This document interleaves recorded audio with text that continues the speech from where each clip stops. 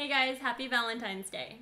So today is the day where guys usually have to get girls roses and chocolates and other kinds of goodies. But I figured there are a lot of guys out there who don't get appreciated enough. So I thought it'd be nice if I made something just for you.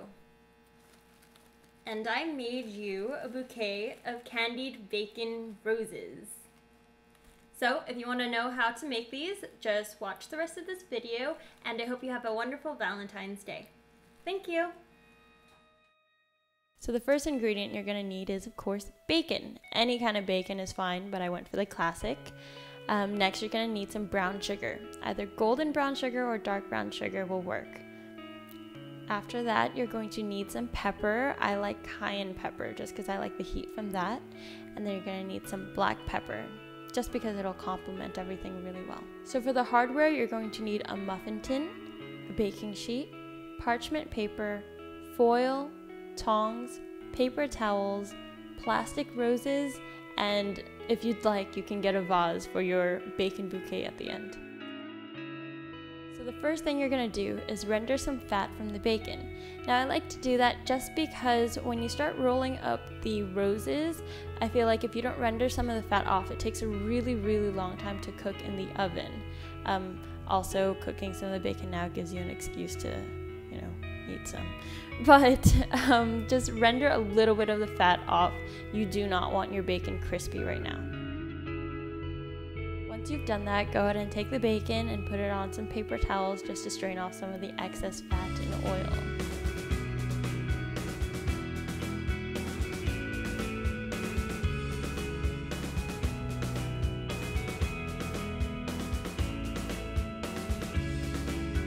For the candied part of the bacon, you're going to need some brown sugar, and I don't really measure anything, so here's about 2 maybe handfuls of brown sugar and about half a handful of that cayenne pepper, and then a bit of that black pepper. There's really no need for measurements. You really can't mess this up, so you just kind of go with what you like. If you want more heat, then go ahead and add more pepper. If you want it sweeter, then go ahead and add more brown sugar. It's almost a foolproof recipe. And just mix that up.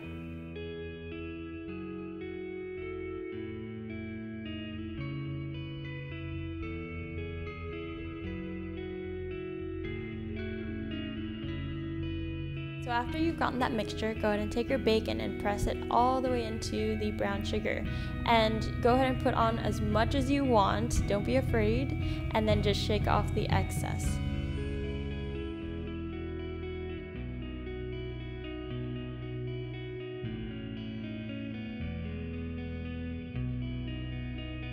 Next, you're going to need to take some foil, and you're going to turn that into sort of a donut shape.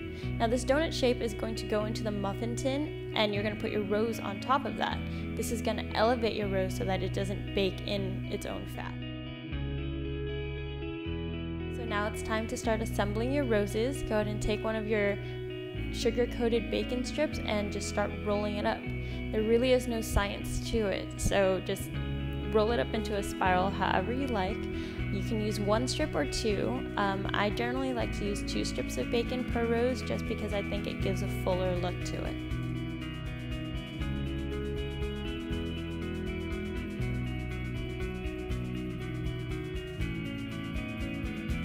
After you're done assembling your rose, go ahead and take a toothpick and secure your rose into place.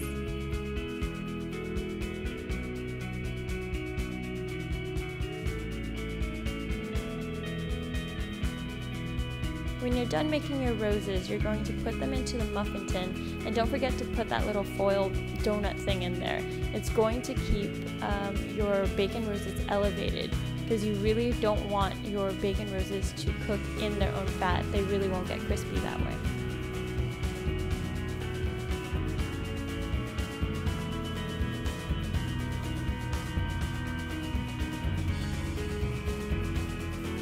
So then you're going to take your muffin tray of bacon roses and pop them into the oven.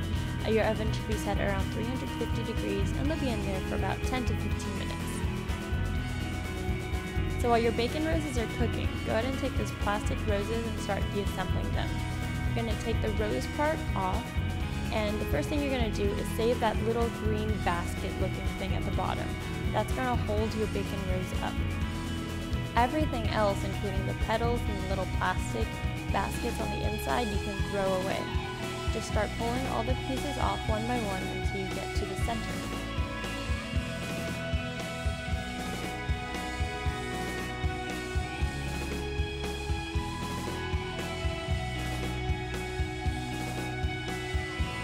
When you get to the center, you're going to find that there's a little green knob or a little green pin.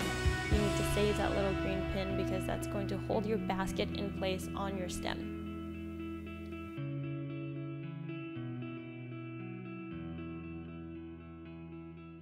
Then take your stem and first put the basket back in.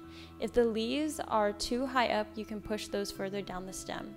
But you're going to need about an inch of stem to hold up your bacon rose. Afterwards, you just take that knob and put it in. It's going to secure that basket in place.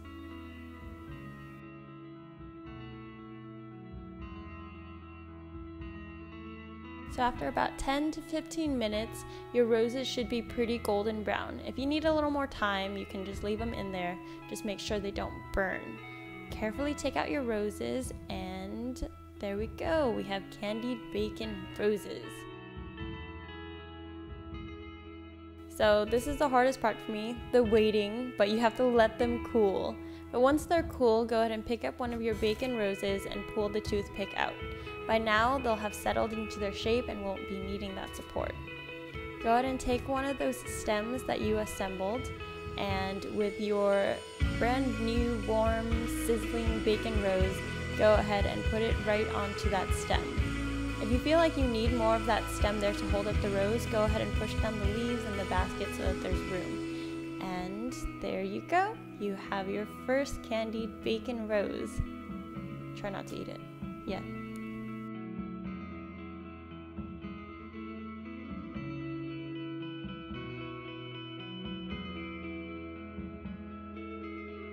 Hey, thanks for watching. Hope you enjoyed. Happy Valentine's Day!